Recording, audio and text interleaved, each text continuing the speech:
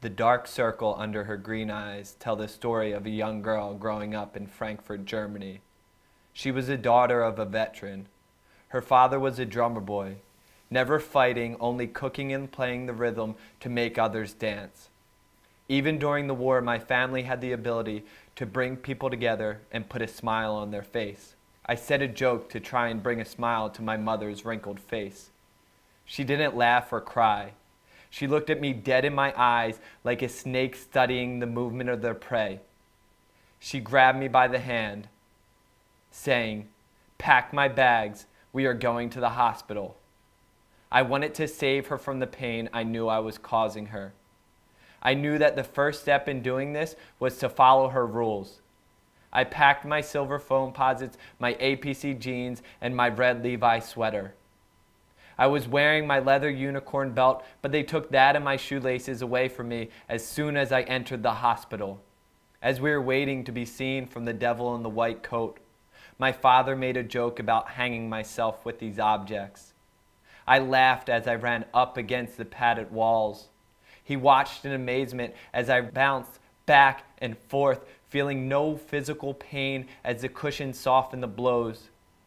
He told me that I looked crazy. I smiled back, saying, "That's what got me here. I have the golden ticket." When the doctor finally came in, he told us that I need to go to the mental hospital tonight.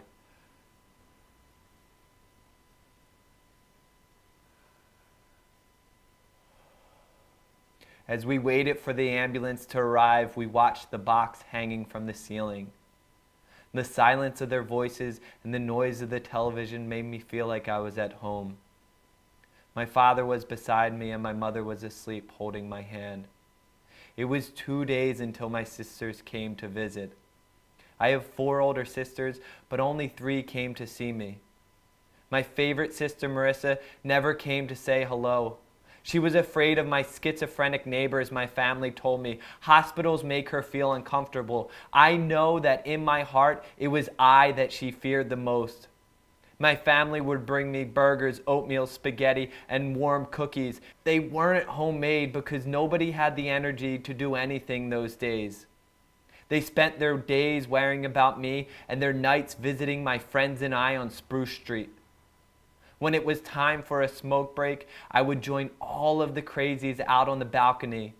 We were caged in like monkeys, overlooking a grave and tall buildings. The city was loud, yet the voices in their heads were even louder. They would ask me to take a cigarette for them. I took 2. One for them to smoke and another for them to trade in a late-night game of poker. I would breathe in the smell of tobacco. It reminded me of my mother.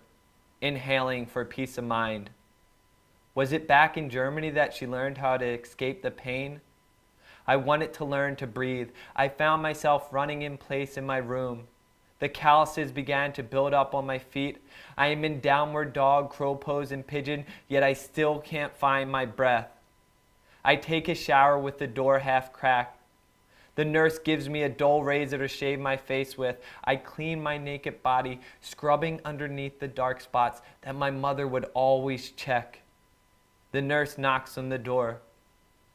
Outside of my room, the doctors are waiting for me.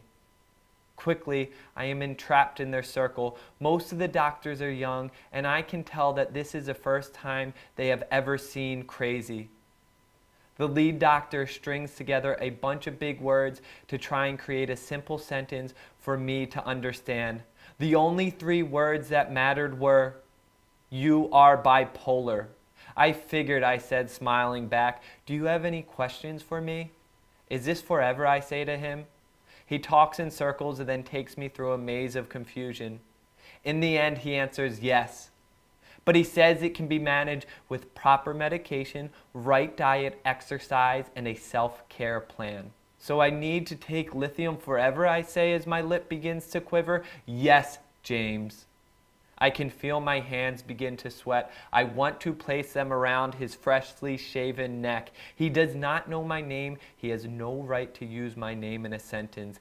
"Anything else?" he says to me. "No, that is all," I reply. It is hours before I get to see my family again. I sit in my room with my roommate as he tries to console me. His words do not help. I can tell that he lost control a long time ago. As our conversation ends, he begins to fall asleep and his nightmares come screaming through his fragile body. I leave the room to find silence. The hallways were no escape. My neighbors were pacing back and forth, talking to themselves, talking to the nurses, talking to anybody that would listen. I keep my head down and head straight for the kitchen, waiting for my family to return. My mom and dad come. My girlfriend were there too. She was crying as she walked through the doors. I held her in my arms and listened to her closely. I was almost fired today at work. I threw all of the silverware away, got 3 orders wrong, and spilled coffee all over an old lady. I'm sorry, I said, it's my fault. She hugged me tight and we cried together. I looked up at her and said, my day wasn't much better. The doctors told me that I am bipolar, I said. No shit, Sherlock, my dad replies. We laugh to hide the tears. I have something to cheer us all up, my mother says. I made spaghetti with meatballs and I even bought the Parmesan cheese. I run out from the kitchen and into my room. I wake up my roommate, telling him that my mom finally found the strength to make her spaghetti sauce. We entered the kitchen together and ate at the round table next to our friends who spoke of aliens and the pyramids. 4 years ago, the doctor told me that bipolar was a lifelong condition. 4 years ago, the same doctor told me that I was going to be on lithium forever. It's been a year now since I have last taken my daily dose of 900 milligrams of lithium. I stand here today taller than I have ever stood before, and I can proudly say that I have never been this stable in my life. I remember the feeling of coming off lithium for the first time. It was as if I was reborn again. I could feel my soul entering through my crown, filling the empty space where despair once lived. I felt a tingling sensation in my hands and acceptance in my toes. As I look in the mirror, I now see the same dark circles as my mother. The darkness is a reminder of the stories from the past and how far I've come.